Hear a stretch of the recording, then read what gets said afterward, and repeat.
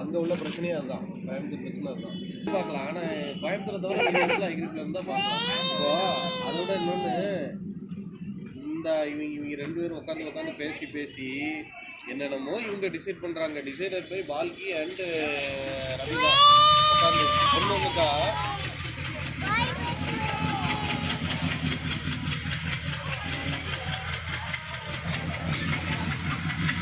இல்லை காலை என்ன தெரியுமா,